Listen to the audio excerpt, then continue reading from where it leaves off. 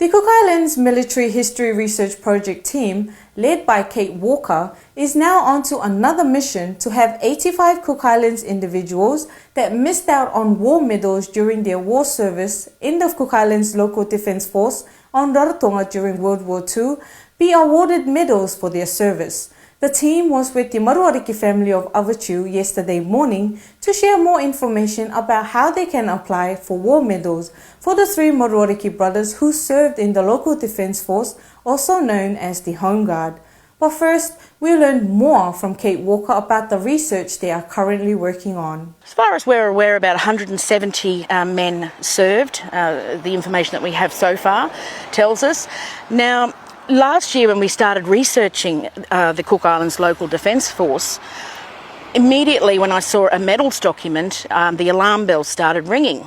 And I thought, why on earth did about half of these men not receive their medals? It just didn't look right to me. So my husband and I went over to Wellington, to New Zealand Archives, where we spent 2 days copying a large amount of documents there. And I met with a retired member of the New Zealand Defence Force who was at that time working in the personnel and medals section. So he took it up with the protocols and commemorations team there, and then over the last 6 months we've been working closely with the personnel and medals section team to finalise our huge list of names of men who did not receive their medals.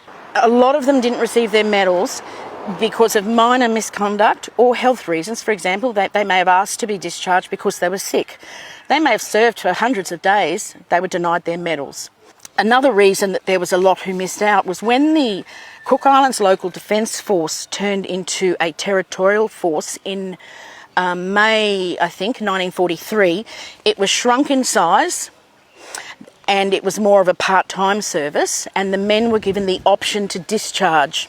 Now, on this document that we found, it said on there that they refused duty, which is incorrect. They didn't refuse duty. They were given the option to discharge. Now, all of those men were denied their medals. So in 1953, there was a big ceremony when these medals were presented to about half of these men. And I can only imagine how the other half felt, who were incorrectly denied their medals. Kate Walker and head researcher Bobby Nicholas, who is based in New Zealand, have been piecing the puzzle together by contacting relatives and digging into archives, genealogies and family history to come up with their lists of men who served as home guards. They were soon surprised to learn not a lot of this history is known amongst our own Cook Islands people, aside from family members with relatives that served in Rarotonga in those days. I think for these men who didn't get their medals, there was perhaps a sense of shame, and they just didn't talk about it, I guess. And hardly anybody knows when I contact them what I'm talking about when I'm talking about the Cook Islands Local Defence Force. And I've spoken to many, many people now just since we arrived last week, mid-last week. I have two lists. I have a list of men who didn't receive their medals, and I have a list of men who did receive their medals.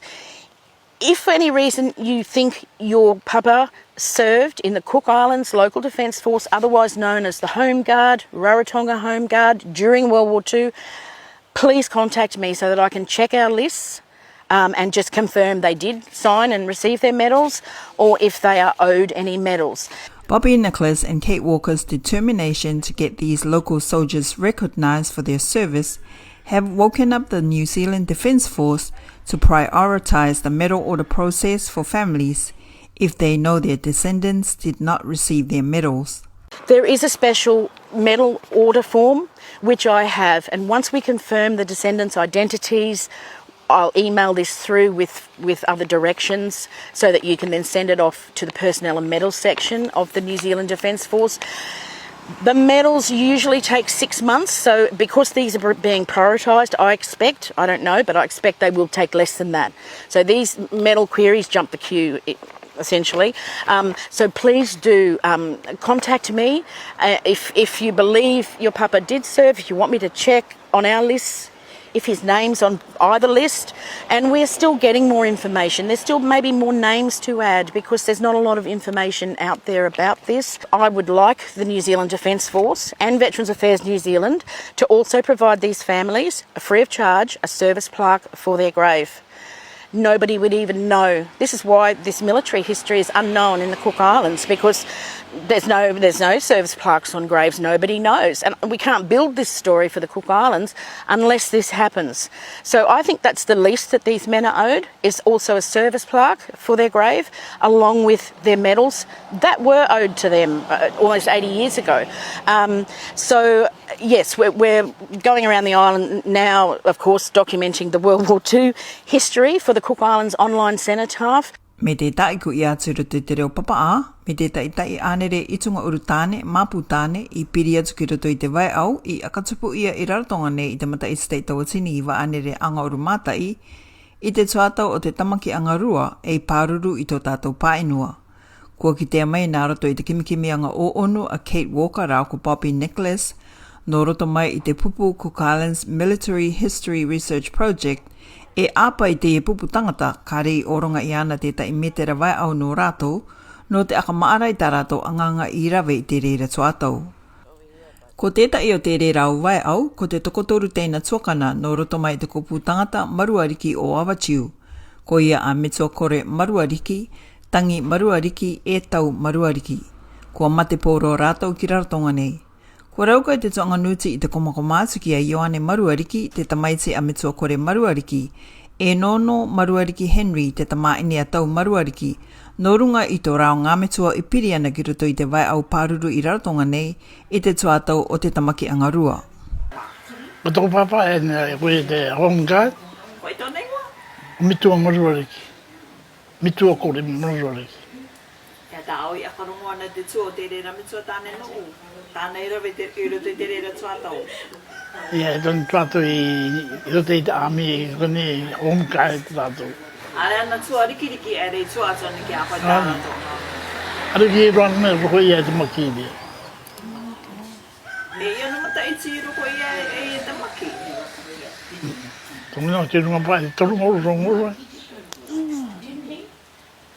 Are maarana ia koe na etike e tomo i roto i tana vai au i raratonga ni.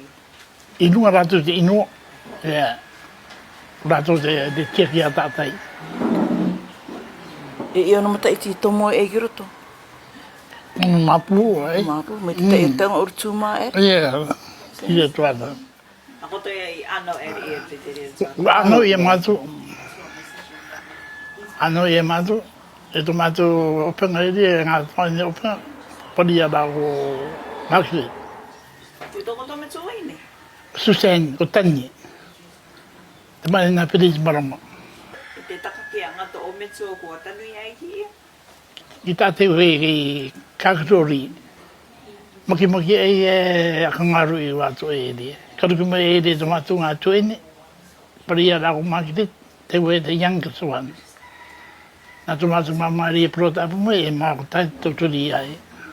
Tō mātou mitua tāne ko ia a tau Maruariki, tō mātou pāpātara, ko pūma ana toko ngā kau te akarongo anga e, te tae anga te karawe e, no te iau brothers e toru a.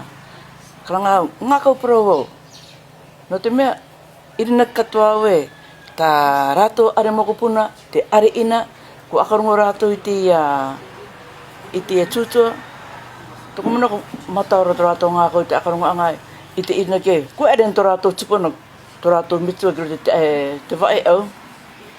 Irina katoa wa karanga pa rātou e aronga kaikawa o te aronga. Roto mea, e o mitua kaikawa tō mātou. Yes. Kare toko kasine te aki te atu tō mātou mitua e o mitua kaikawa pōrua. Me i mua mai e ki muri. Karanga rea koe rea, ārua tu tamariki nā muri atu. E toko mana ko, te aka pērā ni rei te tuatau. Ai, te rara, ngā kauparo o, kua tēmui a Kate, ki te ngutu are te pūpungi. Rekara kāu ko era me te cousin no, te ano, i te akarangau, te akararangi, te tuatau e teria e te anga, me oronga e te metara.